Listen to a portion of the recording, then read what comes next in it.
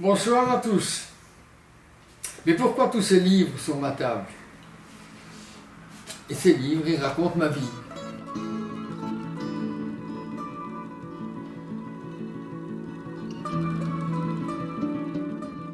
Jacques Ligier-Belair, le parcours d'un architecte. C'est ça, voilà. Ça, c'est ma vie. Ma vie professionnelle, ma vie familiale, ma vie sociale, la paix, la guerre, ma jeunesse, mes voyages, mes succès, mes échecs, toute ma vie. Je suis né en Belgique en 1933, d'un père français et d'une mère maman belge. Enfant, les études ne me plaisaient guère, mais j'aimais dessiner et aussi raconter des histoires. Mon papa avait un grand copain, très connu, Hergé, le dessinateur de Tintin et Milou, les Belges les plus connus du monde. Je rêvais de devenir moi aussi un dessinateur de BD. J'avais 15 ans lorsque mon père a décidé pour moi. Tu veux dessiner? Soit, mais alors tu seras architecte. Et je veux que tu réussisses brillamment, sinon je ne sais pas. Mais j'ai eu peur et j'ai travaillé comme un fou.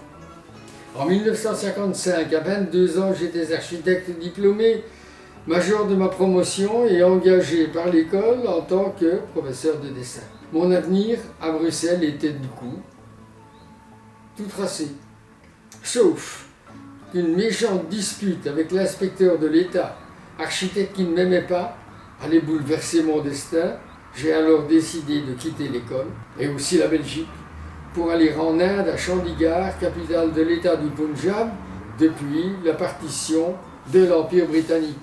Ce grand chantier mythique, transformer une petite ville en une capitale, ce grand chantier mythique avait été confié par le pandit Nehru au Corbusier, architecte moderniste pour qui j'avais une immense admiration. Mais comment aller à Chandigarh, c'est très loin. J'ai alors acheté une Citroën 2 chevaux, la fameuse Deutsch. Vous connaissez? Machine à découvrir le monde. Et en ce bel été 1958, muni de mon carnet de croquis et de mes crayons, et de $500 pour toute fortune, c'est le grand départ. Avec mon jeune frère, encore étudiant architecte. J'ai connu des pistes difficiles, mais aussi des lieux de rêve. J'ai dormi à la belle étoile sous les cieux merveilleusement étoilés. J'ai traversé des déserts et des oasis. Le bonheur. J'ai aussi découvert les maisons des âmes, les maisons de terre, de pierre, de bois, de roseaux, émouvantes de simplicité et d'intégration dans leur milieu naturel. Nous sommes partis à la découverte du Liban. J'ai aimé ce pays, le Liban. J'ai connu et aimé une jolie Libanaise, Jacqueline, et j'ai fait ma vie au Liban.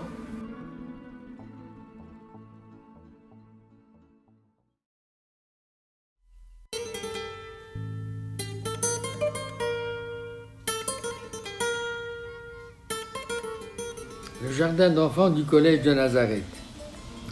En premier lieu, nous étions très marqués par les nouveaux procédés éducatifs et surtout la méthode montessorienne qui a ouvert la voie à des pédagogies exploratoires et sensorielles. Avec cela, nous avons éprouvé la nécessité de rompre avec l'école du passé. La directrice Mère Patou, ainsi que d'autres responsables tels que Raymond Dabo et Mounir Chamoun, étaient aussi sensibles à ces orientations. Ils voulaient moderniser leur collège. Ce fut entre nous une belle complicité. Ce jardin d'enfants est un village pour les enfants. Son architecture est simple et vivante. Nous avons évité la construction austère et l'école traditionnelle au long couloir. Nous avons conçu un rez de jardin formé de 5 unités. Chacune d'elles comprend une maison, un sanitaire, un vestiaire et un patio pour privilégier les activités en plein air, à l'ombre, au beau jour. Ils sont identiques mais différenciés par leur environnement immédiat, leur perspective ainsi que leur plantation. Une atmosphère gaie, ensoleillés, des espaces lumineux et ouverts. Nous avons juste mis à l'étage, au-dessus d'un des pavillons, l'administration, la bibliothèque, ainsi que l'école des jardinières.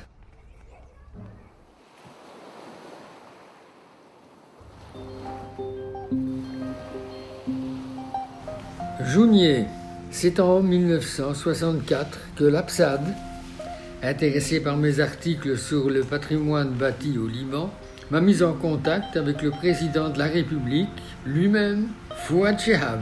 Il était inquiet de voir sa ville de Jounier commencer à se développer au risque de perdre son identité. L'autoroute reliant Beyrouth à Tripoli s'en approchait.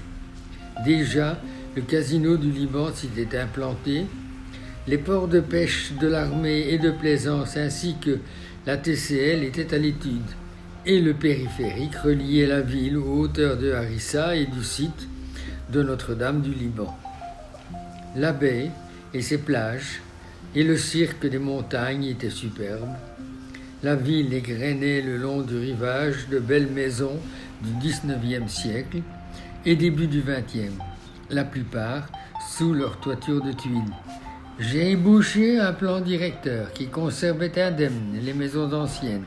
Ce plan orientait le développement du site vers le tourisme en prévoyant des zones pour construction d'hôtels et d'auberges modernes, bien sûr, mais intégrer au site et encourager l'accueil chez l'habitant. Une promenade piétonne se déployait tout le long des maisons et des plages, de Kaslik à Mameltein. Ce travail a servi à préserver sur la durée le cœur urbain et patrimonial de Jounier. En 2019, AAA a été chargé du suivi du plan de réhabilitation du rivage occupé illégalement et défiguré. Le rivage de Jounier est, ou était, patrimonial. Et patrimoniale était aussi cette pêche artisanale des rives du Liban. La direction générale des grands projets m'a commandé les plans d'une halle aux poissons, un lieu de travail, un abri pour les pêcheurs. Mais la place était trop exiguë côté terre et boulevard maritime. Je n'ai trouvé d'autre emplacement que sur la jetée du port qui n'était pas faite pour ça. J'ai étudié avec mon ingénieur, Gabriel Raad, une structure en cage enfoncée profondément dans les enrochements et qui consolide la jetée. Avec sa grande toiture aux pans obliques, le volume de la bâtisse évoque les maisons proches et la couleur brique de son étanchéité l'associe aux toitures de la ville. Un grand escalier accessible à tous mène les promeneurs à la plateforme supérieure d'où ils peuvent admirer le panorama de la baie, les ports, l'horizon.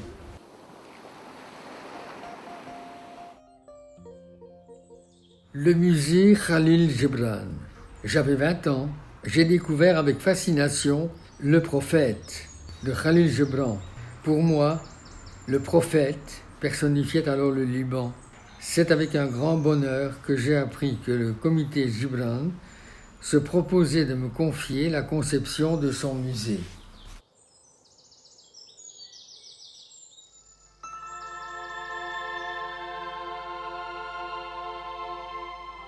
Mes débuts professionnels sont marqués par la conception et la réalisation de plusieurs lieux de culte, à commencer par la rénovation de la chapelle du collège Notre-Dame de Nazareth, pour continuer par l'église des Chaldéens réfugiés à Baouchrier, les chapelles du Carmel Saint-Joseph, des franciscaines de Badaro dans un garage désaffecté du mandat français, et d'autres encore, et même l'oratoire d'un groupe de réflexion animé alors par le jeune père Selimabou. La chapelle du monastère de l'Unité à Yarzé. Tout d'abord, je ne peux m'empêcher d'évoquer avec émotion et reconnaissance Pierre El-Khouri, architecte et ami aujourd'hui disparu. Il avait achevé le monastère et me proposa de prendre la relève pour l'édification de la chapelle. La toiture, à double courbure, structurellement conçue comme une aile d'avion, est ancrée au double mur du clocher, Entre ces deux murs, une haute verrière invisible, depuis les nefs, baigne de la lumière naturelle de l'Est, le chœur, l'autel, la croix. Tout l'édifice est en béton brut, moulé, rude, noble et loyal, comme le béton du Corbusier. Une grande ouverture dans la paroi de la nef des fidèles permet d'officier, en certaines circonstances, en contact avec le monde extérieur. Harissa, concours pour une basilique. Harissa, c'est la montagne sacrée. La statue de la Vierge, juchée sur son socle conique, sorte de Ziggurat, est un monument national, un haut lieu du Liban. Le programme ambitieux prévoyait une vaste basilique et une esplanade pour les grands pèlerinages et offices de plein air. Pour moi, cet édifice ne devait surtout pas porter atteinte à la présence de la statue de la Vierge et certainement pas la dominer. Au contraire, la basilique et l'aménagement du site devaient renforcer cette présence tutélaire.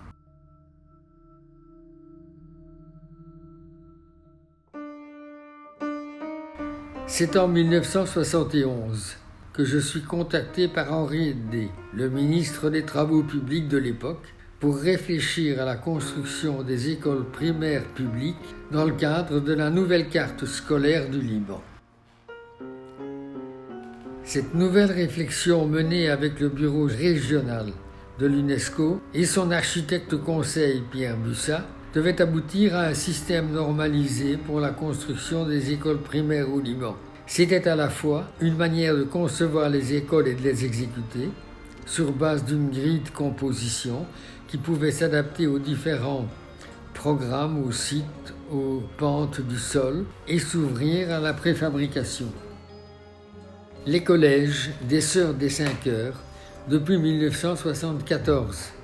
En effet, suite à cette recherche, en 1973-74, la congrégation des Sœurs des 5 Heures m'a contacté pour la construction d'écoles dans diverses régions du pays. C'est ce projet qui m'a obligé, moi qui avais l'habitude de travailler seul, à m'entourer de quelques jeunes architectes. Le premier d'entre eux était Jean-Pierre Mégarbané, jeune diplômé talentueux. Ici aussi, c'est sur une grille adaptée aux unités de base de ces écoles qu'un système de conception-exécution a vu le jour.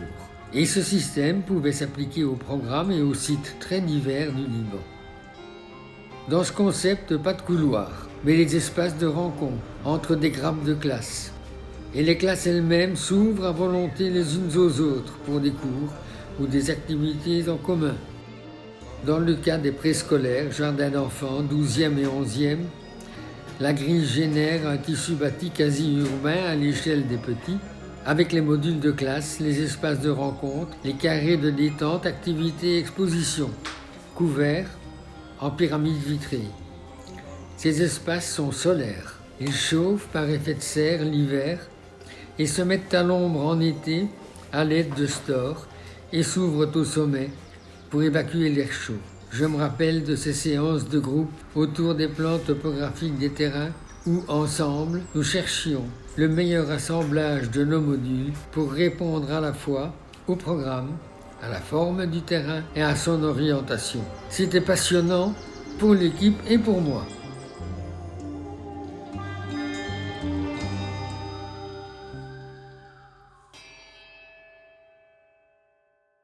De l'enseignement de l'architecture. Je voulais faire comprendre à mes étudiants le phénomène architectural, non pas à partir de modèles classiques gréco-romains, ni d'ailleurs à partir des architectures modernes d'Occident.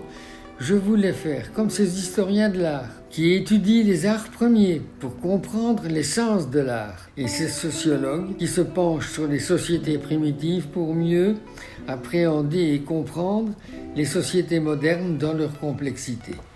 Et j'en parle et je dis à mes étudiants, admirez-les, ces architectures, protégez-les, mais ne les copiez jamais. Le faux est détestable. Mais imprégnez-vous de leur intelligence face à la nature, de leur bon sens. Faites avec vos matériaux et techniques d'aujourd'hui, aussi bien que ces constructeurs du passé, le faisaient avec leurs matériaux, leurs techniques, dans leur site. J'ai dit un jour à mes étudiants, « Et si vous n'aviez pour tout matériau que du carton, pourriez-vous en faire une maison ?» Oui, en forme de dôme à facettes. À chaque matériau sa technique. Nous avons acheté du carton, ils ont fait des maquettes d'études, puis adopté un bon schéma, ils ont fabriqué des facettes et les ont raidies par pliage et nervures et assemblé le tout. Peint à l'huile, ce dôme a résisté une année entière au soleil, aux pluies, au vent dans le patio de notre imba, à Bab Edris, dans le petit sérail. Nous y faisions des rencontres et refaisions le monde.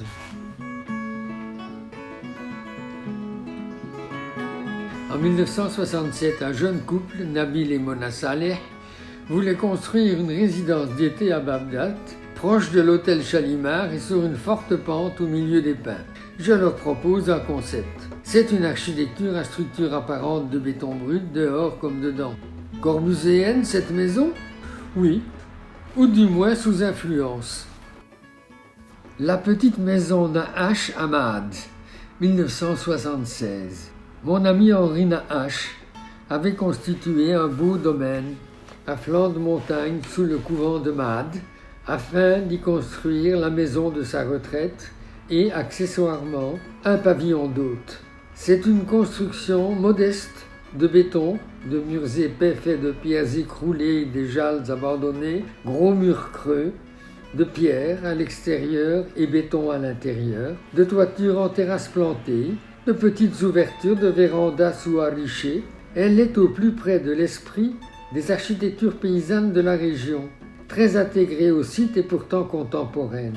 Elle est fraîche l'été, vite chauffée l'hiver par sa grande cheminée. Les habitants de Mad l'ont appelée la Khorbe, puis ont pris conscience du fait que leur maison, héritée des grands-parents, était belle, plutôt que de les détruire. Certains les ont conservées et réhabilitées pour le bien de Mad. La maison Ayoub, à Dahr es-Souane, 1985. En 1983, en pleine guerre, la famille Ayoub souhaitait une maison dans un jardin. Le terrain était petit et la pente très forte, mais avec une très belle vue sur la vallée Subroumana et un environnement encore intact et très boisé. La solution, la seule à leur proposer, a consisté à excaver profondément le terrain et à enterrer la maison afin de retrouver le niveau du sol naturel pour les pièces de réception. Plus de reculs latéraux, mais un petit jardin patio intérieur et en même temps ouvert au paysage. Une maison moderne, en béton apparent, très proche aussi de la tradition avec son patio, sa galerie protectrice, ses murs extérieurs en pierre du site tirée de l'excavation. Très moderne aujourd'hui, plus que jamais, avec sa toiture plantée, cette habitation est très écologique. Elle a reçu en 1988 le prix Charles Duyver d'architecture à Bruxelles. À la sortie de la guerre, Abdo, amoureux de livres et collectionneur averti, a alors augmenté son terrain pour agrandir sa maison et la doter d'une vaste bibliothèque à double hauteur de béton et bois, d'une chapelle privée avec des prises de lumière zénithale. Aujourd'hui, elle est revêtue d'un bel habit vert qui rougit en automne et reverdit au printemps. Elle est 100% green.